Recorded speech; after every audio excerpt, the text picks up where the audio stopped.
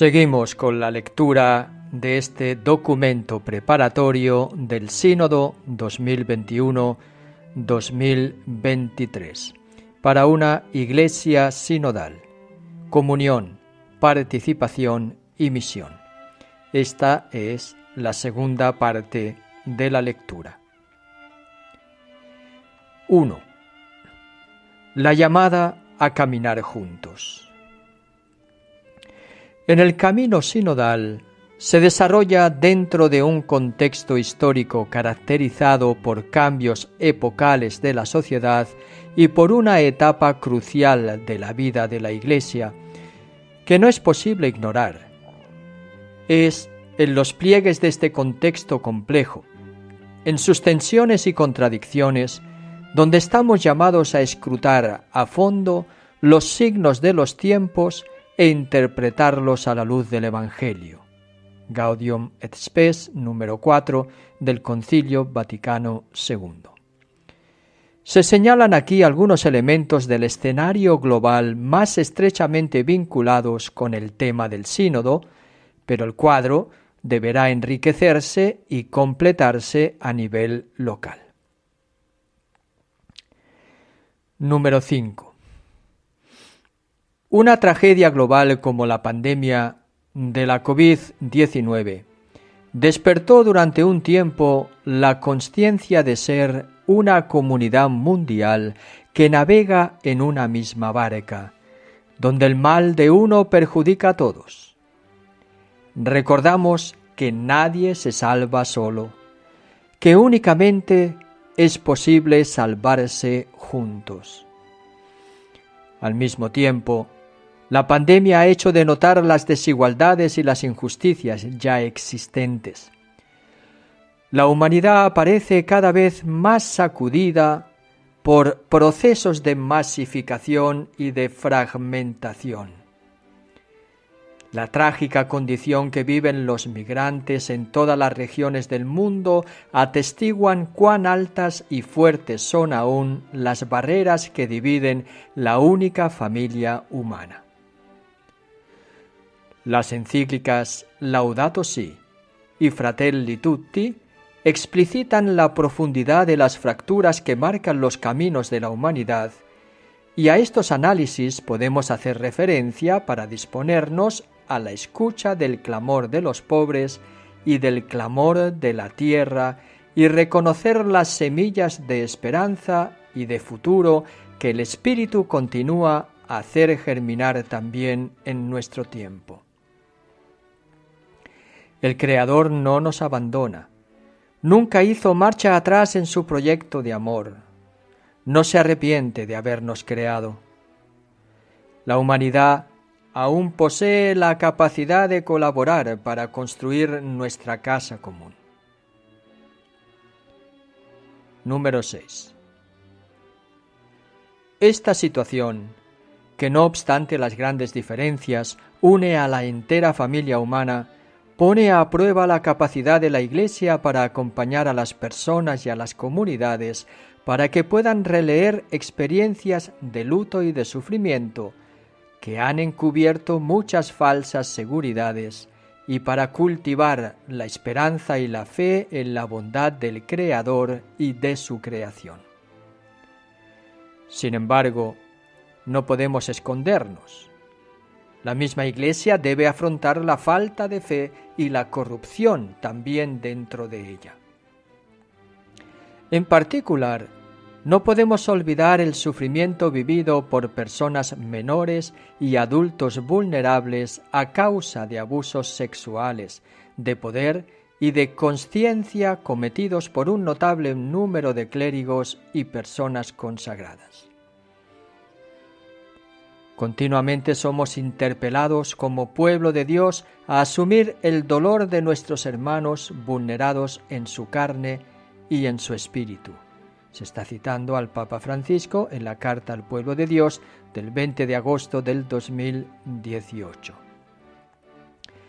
Por mucho tiempo, el de las víctimas ha sido un clamor que la Iglesia no ha sabido escuchar suficientemente.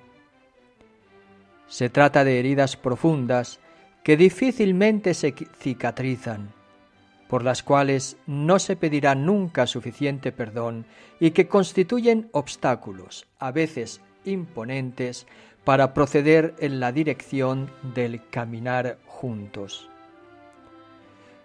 La Iglesia entera está llamada a confrontarse con el peso de una cultura impregnada de clericalismo, heredada de su historia y de formas de ejercicios de autoridad en las que se insertan los diversos tipos de abuso, de poder, económicos, de conciencia, sexuales.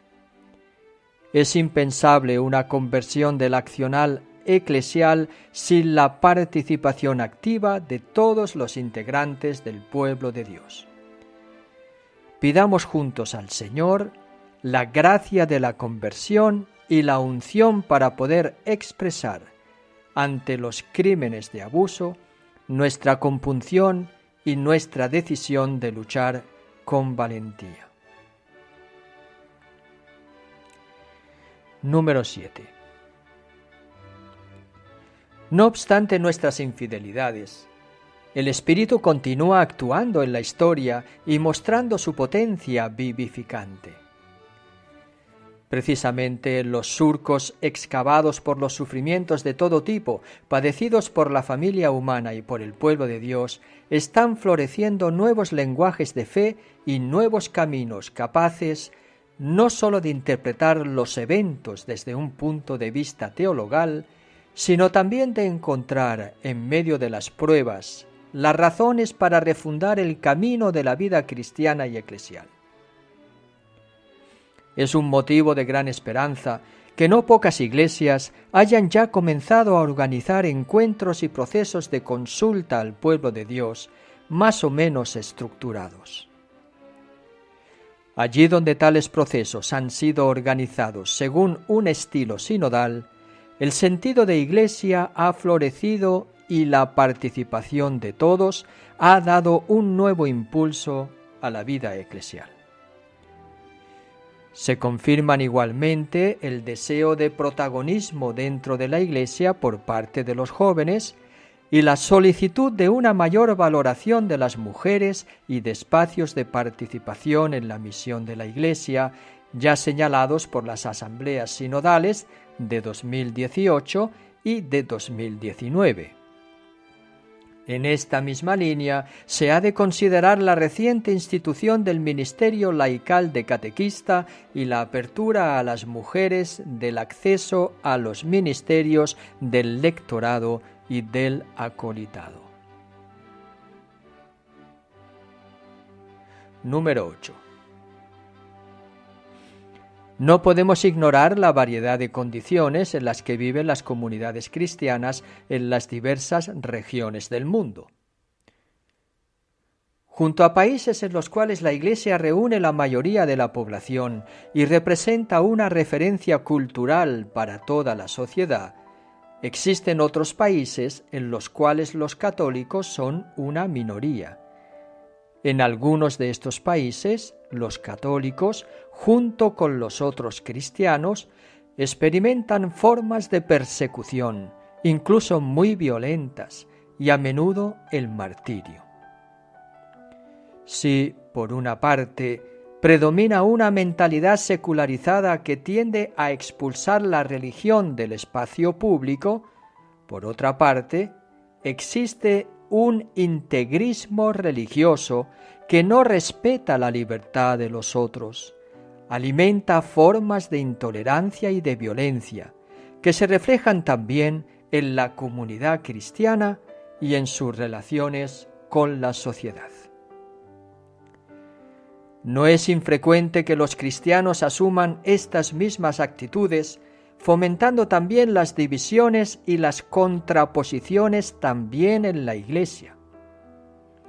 Igualmente, es necesario tener presente el modo en que repercuten dentro de la comunidad cristiana y en sus relaciones con la sociedad las fracturas que caracterizan a esta última por razones étnicas, raciales, de casta o por otras formas de estratificación social o de violencia cultural y estructural.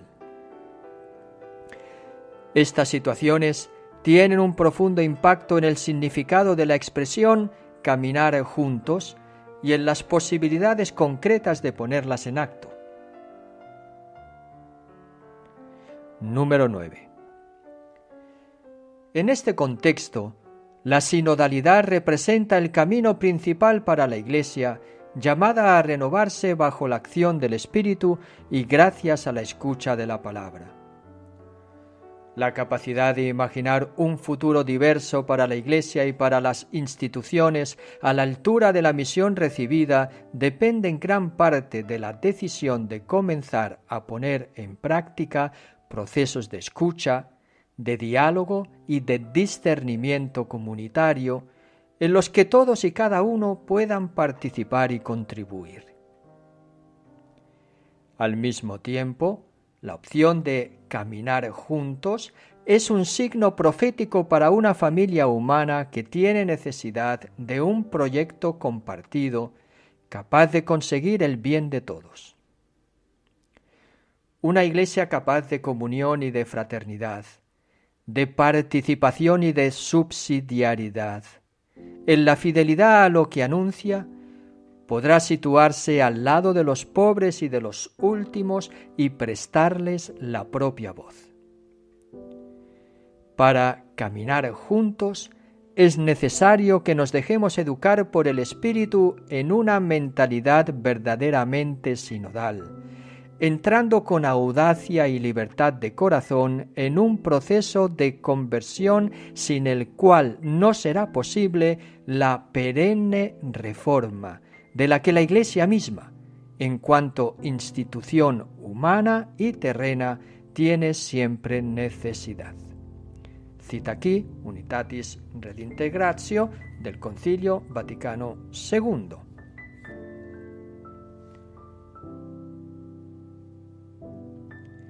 Número 10. Lo que el Señor nos pide, en cierto sentido, ya está todo contenido en la palabra sínodo, que es una palabra antigua, muy venerada por la tradición de la Iglesia, cuyo significado se asocia con los contenidos más profundos de la revelación. Es el Señor Jesús que se presenta a sí mismo como el camino, la verdad y la vida, Juan 14:6, y los cristianos, sus seguidores, en su origen fueron llamados los discípulos del camino, Hechos 9:2, 19:9-23, 22:4, 24:14-22. La sinodalidad, en esta perspectiva, es mucho más que la celebración de encuentros eclesiales y asambleas de obispos o una cuestión de simple administración interna en la Iglesia. La sinodalidad indica la específica forma de vivir y obrar, modus vivendi et operandi, de la Iglesia pueblo de Dios, que manifiesta y realiza en concreto su ser comunión en el caminar juntos, en el reunirse en asamblea y en el participar activamente de todos sus miembros en su misión evangelizadora.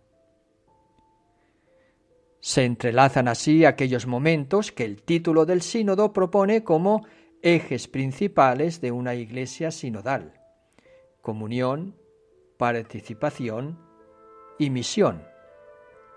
Ilustramos en este capítulo, de manera sintética, algunas referencias teológicas esenciales sobre las cuales se fundamenta esta perspectiva.